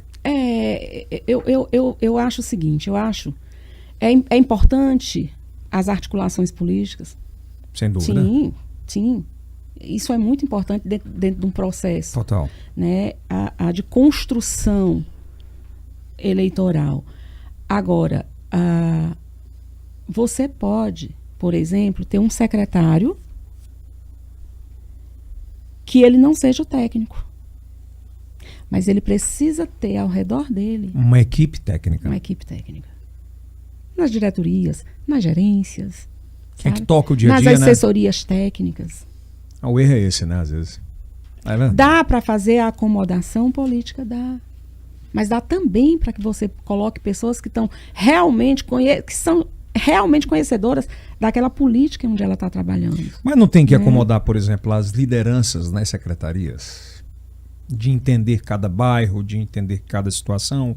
Eu acho que não. Eu acho que a gente precisa fazer entender para as lideranças que o que elas reivindicam é a melhoria da qualidade de vida delas. Aspas, é o pagamento daquele O trabalho. que é que eu preciso coletivo, fazer? né? Eu preciso fazer o quê?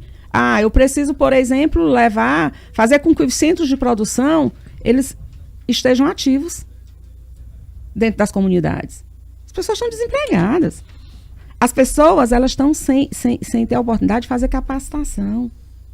A gente está vendo, né, tá complicado a gente também. está vendo hoje uma juventude sem esperança, Yeldson. Aí a gente discute a questão da violência. E a gente só fala em aparato policial. Sabe? A gente não fala, por exemplo, que as pessoas estão com fome. A gente não fala, por exemplo, que os jovens, eles estão tendo, independente da classe econômica deles, eles estão tendo acesso às redes sociais. E isso desperta num jovem em formação o desejo de poder ter aquilo que o outro jovem tem. Tá certo? É o tênis, a camisa, o cara vai lá e mete a mão. Mas será que é justificativo? Não é justificativa. O que eu entendo é que muitas vezes, quando o poder público ele não dá conta de um problema, ele faz com que a sociedade se volte contra o problema. O acesso ao CRAS, como é que você vê? Eu vejo que é uma política que funciona bem até, sabe? Existe uma necessidade de uma ampliação maior? Sim. Porque, por exemplo, a zona rural de Teresina tem muita dificuldade de ter acesso aos centros de referência da assistência. Elas têm muito acesso. Não tem muito acesso. Tem essa dificuldade. Então, é necessário que haja uma redistribuição desses centros de referência para que eles estejam mais próximos da sociedade. Por quê? Porque é através do CRAS que a população consegue chegar dentro das políticas de proteção social de garantia de direitos. Olha, política de proteção social, política social, ela é tão importante num país tão desigual socialmente como o nosso. Ouvi uma entrevista essa semana assisti parte dessa entrevista, do técnico do Palmeiras, o Abel Ferreira. Ele falava que o Brasil ele não é um país comum, ele é um continente de etnias diferentes, de culturas diferentes, de tratos diferentes, e que ela não pode ser unificada. Ele fala que é impressionado pelo povo brasileiro poder de se reinventar. E eu acho que é essa autoestima muitas vezes que falta na gente. Eu acho que a gente precisa entender que é aquela liçãozinha que a minha mãe me deu desde o começo. A educação, ela é a chave. Total, concordo. Ela é a chave de qualquer processo de transformação. Você acha que o 5G vai virar muito essa juventude para o bem? Eu acredito que sim, porque é mais acesso à informação, né? A gente sabe que hoje quem está lá, por exemplo, em Curimatá, quem está lá em Caldeirão Grande, tem acesso às informações que quem está dentro de Teresina, Parnaíba, Floriano tem. Porque essa turma antes era muito mais privilegiada do que a turma do interior, né? De conhecimento. Com certeza, com certeza. Saía bem na frente. E assim, eu acho que com muita luta, a gente vai avançando, sabe, Edson? A gente vai avançando. A gente tem uma insatisfação muito grande porque são muitas as nossas necessidades. O que a gente vê é que, via de regra, as cidades, elas vão crescendo, sabe? Mas elas não vão desenvolvendo. Porque o crescimento, ele é físico. É verdade. Né? E à medida que as cidades elas vão crescendo, os problemas sociais eles vão se avolumando. Né? Então, o crescimento físico ele tem que andar de mãos dadas com o desenvolvimento. E tem um negócio hoje que pode aproximar muito, que é isso aqui. Exatamente. Telefone. Exatamente. Eu volto a bater na história da avaliação e da interatividade entre quem precisa do serviço público e de quem fornece o serviço. Hoje tem uma lacuna. Eu quero te dizer o seguinte, Edson. Eu tinha muita vontade de vir aqui. Por quê? Porque esse espaço ele é democrático. Aqui eu não tenho um limite de tempo para eu expressar o meu pensamento. Eu não cheguei aqui e você disse, olha, Simone, você só pode falar disso ou daquilo. É um espaço de fato democrático. Você disse, você vai falar o que você quiser falar. É o timing, né? Então, você construiu uma ideia. As pessoas, quantos milhões de acessos não tem o seu podcast?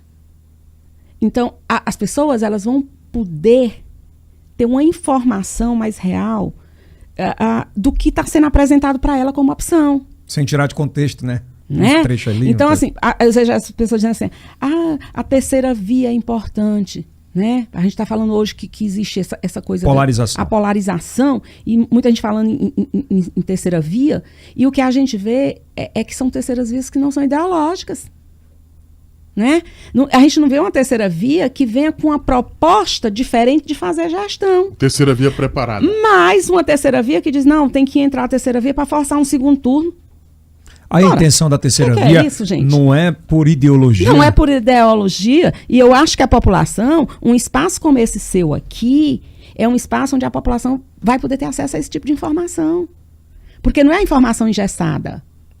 Entendeu? É um bate-papo, né? Então, assim, eu sou muito grata por esse formato hoje que a gente tem, porque eu acho que realmente isso vai ser um poder muito grande. Um instrumento. Eu acho que é um instrumento, a palavra. É um instrumento, de conhecimento. De conhecimento. E de abrir, né, a mente das pessoas. Você escuta quando quer, vê quando quer. Mas, enfim, a minha pergunta é uma dúvida que eu tenho grande, que você sempre foi de bastidores e agora você vai sair da Secretaria do Agro, eu vou entrar no agro ainda e falar também de um projeto pessoal seu que eu acho muito especial. Mas, depois de tantos desafios, de tantas dores na vida. Você vai enfrentar agora um processo de pré-candidatura a deputado estadual. Você sabe como é esse meio. Você já participa disso há muito tempo, há 3 décadas. Vale a pena? Vale. Vale pelo seguinte, Elson, eu não sei se você tem essa informação, mas eu fui presidente do Conselho Municipal do Direito da Mulher por 2 anos. Né? O Conselho da Mulher, você preside, você é eleita, né? Você não é indicada. Então, eu tive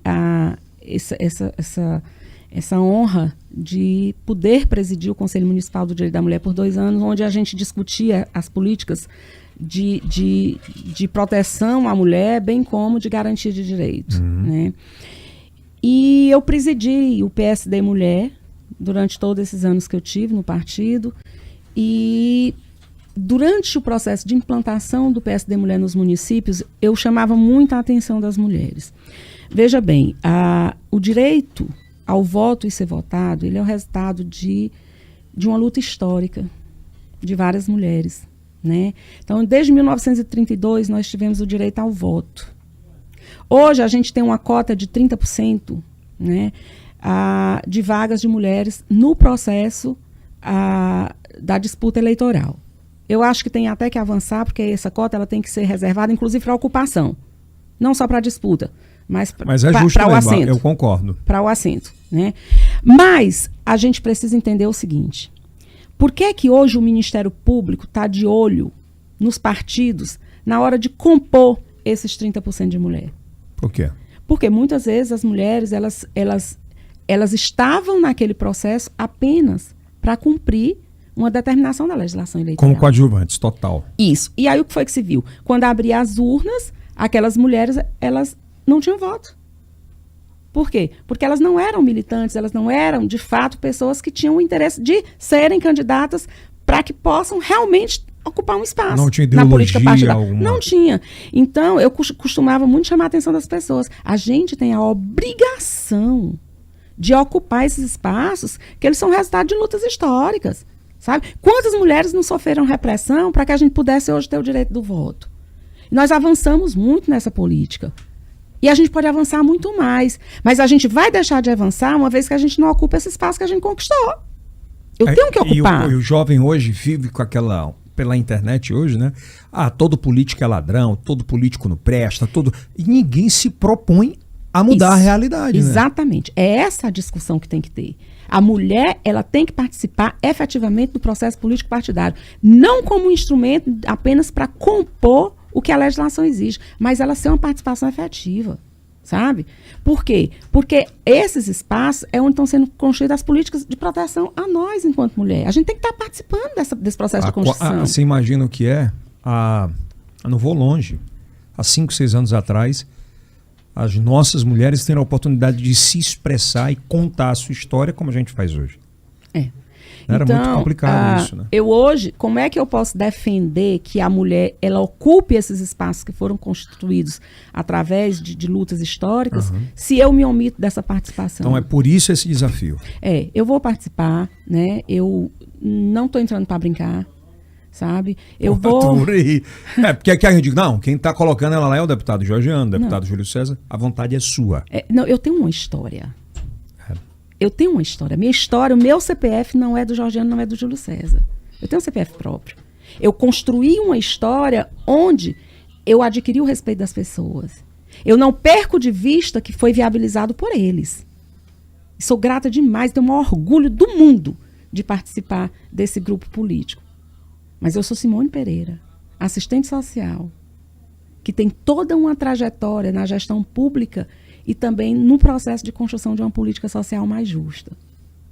Entendeu? Quem está agora em casa perguntando se a sua principal bandeira políticas, é só uma? Não. São as políticas de proteção social, de garantia de direito, elas incluem muita coisa. Né? Elas são um leque muito abrangente. Por quê? Porque aí, quando eu falo de garantia de direito, eu falo do idoso, eu falo da criança e do adolescente, eu falo da pessoa com deficiência, eu falo da mulher, né? Eu falo de todos os segmentos da sociedade que têm os seus direitos violados. Entendeu? Certo. Por exemplo, Simone, você é a favor da redução da maioridade penal hoje? É uma discussão pesada e E eu vou lhe dizer uma coisa, eu não sou, não. Não sou a favor, não. E vou lhe dizer mais por quê. Por quê? Porque as pessoas... Que é bom vender isso. Eu vou lhe dizer uma coisa. Eu Tem trabalhei, gente que se elegeu nessa pauta. Eu trabalhei com criança e adolescente muitos anos. Fui diretora do Casa Hoje 100. E vou lhe dizer bem que uma coisa. As pessoas, elas discutem o estatuto da criança e do adolescente sem conhecer. Elas falam na base do achismo. Né? Por exemplo, Eudson, eu vou só um tópicozinho do estatuto que diz o seguinte.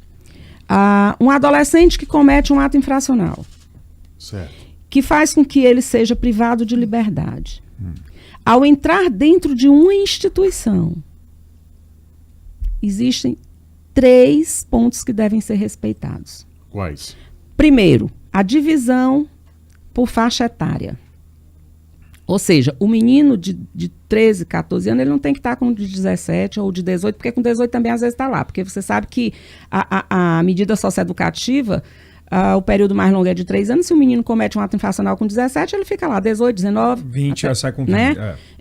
Então, você não pode pegar um menino de 14 anos e botar com de 18. O segundo ponto, a questão da compleição física. Porque o mais forte vai exercer domínio sobre o mais fraco. Magrinho, né? É.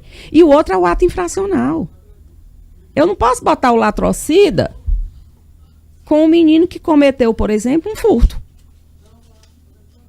São situações diferentes. Agora eu lhe pergunto, qual é a estrutura física que lhe dá condição de implementar essa política da forma como ela realmente deve ser? Outra coisa, existe um programa chamado Programa de Egressos, né? Que ele diz que as famílias desses adolescentes, elas precisam ser trabalhadas enquanto esses adolescentes estão dentro da instituição. E elas são hoje? Não são, Eudson. O adolescente, ele fica ali, tá certo? E ele vai voltar para a mesma realidade que colocou ele na rua. E por que o Brasil não faz isso? Porque aí o que o Brasil faz hoje? Né? Hoje não, desde a implementação do Estatuto. Não dá conta desse problema e ele coloca a sociedade contra esse problema. Porque é lógico, Eudson, se tu for vítima de um assalto, de uma agressão, com menor de idade, de um jovem de 16 anos, tu vai se voltar contra o Estado ou contra ele? Contra o menino. Lógico. Mas é lógico. Eu não estou aqui defendendo, sabe, que são santinhos, não. Mas, mano, não é pela, por exemplo, desculpa te interromper, mas não é muito pela legislação precária que a gente tem, pelo sentimento de impunidade, que hoje que eu acho que é a maior causa da violência que a gente tem é o sentimento de impunidade. Não só do menor, mas de todos os outros crimes que a gente recebe e tem no Brasil inteiro, infelizmente, né? Não passa muito por isso? Passa, sabe por onde, Edson? De você criar legislação e você não dar as condições para que a legislação seja cumprida. Por exemplo, uma mulher que ela é agredida e ela recebe uma medida protetiva. Quem vai garantir a proteção dessa mulher? O papel não faz. A folha não faz. Não existe um aparelho específico e preparado para se fazer cumprir a lei. O que está no Estatuto da Criança e do Adolescente, ele não é implementado de fato. Aí eu vou voltar lá atrás. Não é a falta da bandeira do nosso deputado federal e do nosso senador? Não, porque eu acho que essa questão, o que acontece? Por exemplo, o deputado Júlio César, ele é municipalista. A bandeira dele é esta. E é fiel a isso. Isso. Quando alguém se elege por alguma bandeira e que elegeu, mas pulou fora daquela bandeira, muda. Não é culpado também sobre... Eu acho que a responsabilidade ela é de todos nós. Né? Ela é de todos nós. Por quê? É aquela história que a gente estava discutindo aqui. A necessidade da gente ter mais maturidade na hora da escolha das pessoas que vão nos representar. Tá certo? Porque existe e aí eu sei que vão me crucificar pelo que eu vou falar aqui também. Mas eu vou falar. Nada, isso é dura. Mas existe uma rua de mão dupla num processo de corrupção. A gente abre a boca e diz assim, o político é corrupto. Todo político é ladrão. Se candidate. E veja a pressão que você recebe muitas vezes. Eu só voto se me der isso. Se muito está criticando o eleitor, pelo amor de Deus. Não, veja bem. Eu não posso condenar, eu sou uma pessoa que está com fome. Eu não posso te condenar, por exemplo, se teu filho está doente, tu está precisando de um remédio, tu não pode, e chega um político lá corrupto e ele vai te dar o remédio e tu dá teu voto em troca disso. Entendeu? Então, a coisa ela é muito maior do que o que a gente pode ver a olhos nus. A gente precisa ter uma visão mais crítica de todo esse processo. Então, o político, às vezes, ele faz essa compra de voto e a sociedade, muitas vezes, se propõe a passar por isso exatamente porque ela está à margem dessa situação. de todos os direitos. Nós vivemos hoje numa era de super-heróis da internet que priorizaram a política. Aqueles que apontam o dedo sempre para os políticos, como ladrões, mas sempre no posicionamento de se colocarem naquela cadeira. A gente teve agora o caso de um vereador do Rio de Janeiro, que foi o terceiro mais votado da história, também de um deputado em São Paulo. Pela experiência de 30 anos de gestão pública, isso dá certo por muito tempo? Não dá. Você vê que logo essas pessoas elas não conseguem dar continuidade. Elas falam uma coisa e entregam outra? Tipo, exatamente. Na vida pública é um negócio e na privada é trancadinho. Isso é muito comum. É aquilo que eu tenho dito desde o início. É a necessidade da gente colocar o nosso voto naquela pessoa que está se propondo a fazer. Não é estar acusando as pessoas. Não é estar com a metralhadora na mão. É você mostrar que você quer de fato trabalhar para que as pessoas possam ter uma vida mais digna. Entendeu? Então, é muito simples eu pegar e sair bombardeando as pessoas, criticando as pessoas, mas em nenhum momento eu faço uma proposta. Essas pessoas vivem no machismo? Contraponto. Muitas. Elas não têm conhecimento de causa da periferia, da rua? Às vezes até tem, mas quando você se posiciona sem conhecer a estrutura, né, de gestão, é complicado. Eu não posso abrir minha boca e dizer assim, se eu for prefeita, por exemplo, ou governadora, eu vou fazer isso e isso, isso.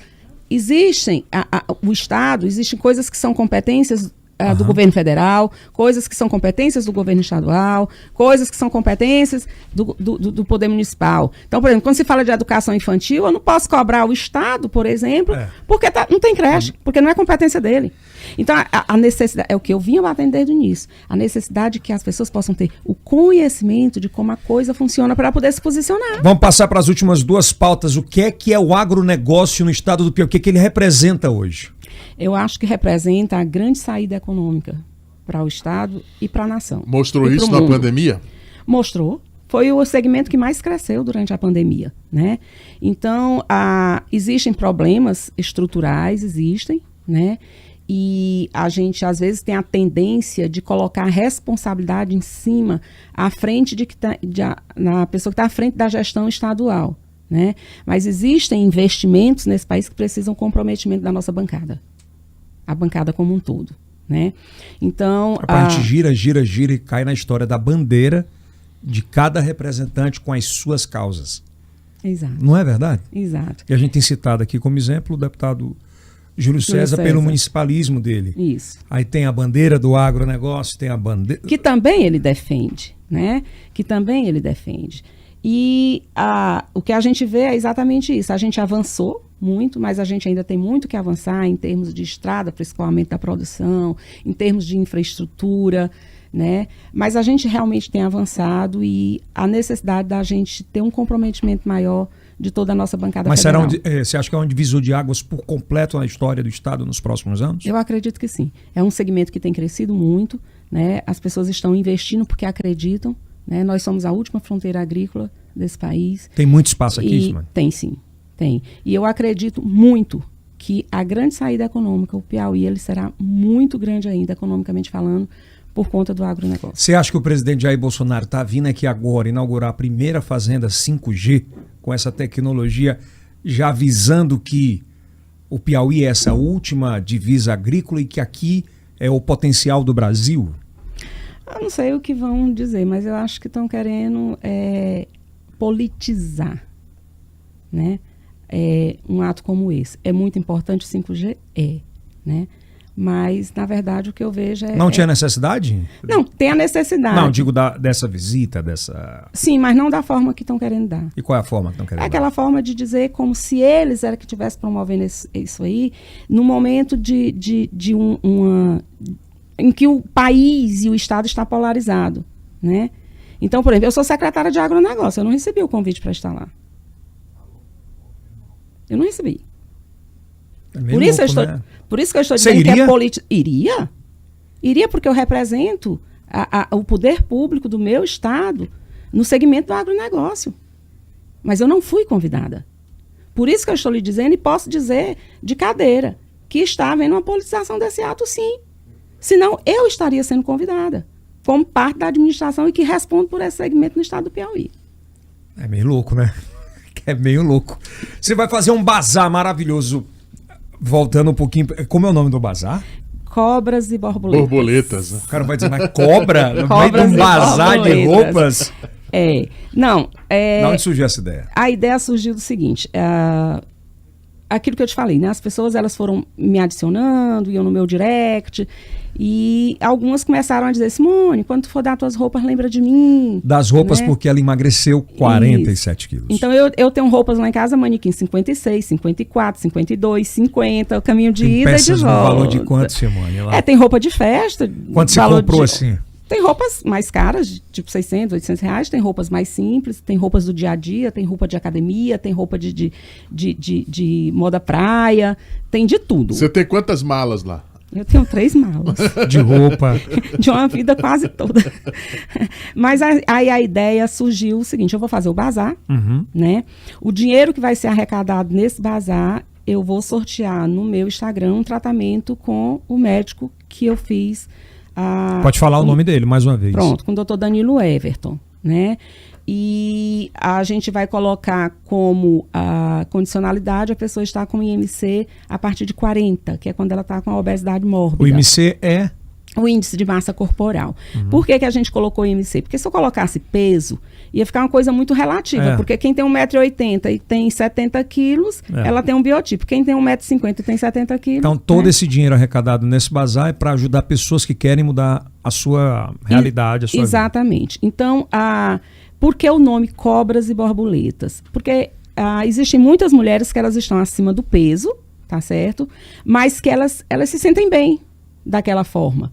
Então, elas vão ter a oportunidade de participar do bazar para ter acesso a roupas legais, porque a gente ainda tem um mercado muito tímido de roupas plus size aqui em Teresina, né? Então, assim, eu tenho muita roupa diferente, muita roupa legal. Pois é difícil, né? Eu sou gordinho também para encontrar uma calça jeans que dê... Então, essas pessoas que elas vão para lá para adquirir, que elas estão bem do jeito que estão, elas são as nossas cobras, elas vão mudar de pele. Elas vão apenas Agora mudar de entendi, pele, né? E as borboletas são aquelas mulheres que vão querer participar do sorteio, né? Porque querem ter uma mudança de vida, né? Então, a gente tá... Por que a gente escolheu esse nome? Porque a gente não está em nenhum momento querendo promover nem a gordofobia, nem a ditadura da magreza. Então, quem está bem como está, vai lá participar do bazar, Pra tentar ajudar, evoluir. trocar de pele, ser nossas cobras. Eu tenho um parceiro aqui Tá com certo, patrocinador bem legal. há mais de 16 anos, que é a Noroeste, foi a primeira marca no Piauí a se preocupar em ter uma loja especializada para plus size. Nós ainda temos um mercado muito tímido aqui. E aí, Mas é Edson, orgulhoso falar isso, né? Assim, de gente que se preocupa, com empresas Sim. que se preocupam com isso. E eu queria, inclusive, dizer que a gente vai abrir uma discussão dentro da abertura do bazar sobre a responsabilidade que o poder público precisa assumir Ter sobre isso. Sobre na esse tema. garantia do direito da Sem pessoa sombra. com obesidade. Né? Então, por exemplo, você mesmo relatou para mim que você passou anos esperando a oportunidade para fazer uma cirurgia de redução de estômago pelo SUS. Fiz em Fortaleza. Né? Então, tem pessoas que passam 5, 6, 7 anos esperando a cirurgia de redução de estômago. E você sabe que a obesidade, ela provoca muitas doenças que são decorrentes da sua condição de obeso. Né? É hipertensão, é problema Fora o problema, cardíaco. como a gente diz no interior, o problema de cabeça, né? Também. São os problemas psicológicos e emocionais. Isso Então, a afeta gente muito. precisa entender que quem é obeso tem pressa. E tem pressa. Tem pressa. Pra você ter ideia, eu fiz há 19 anos.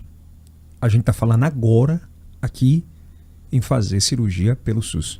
E mais grave, tem outras situações que só quem é obeso sabe.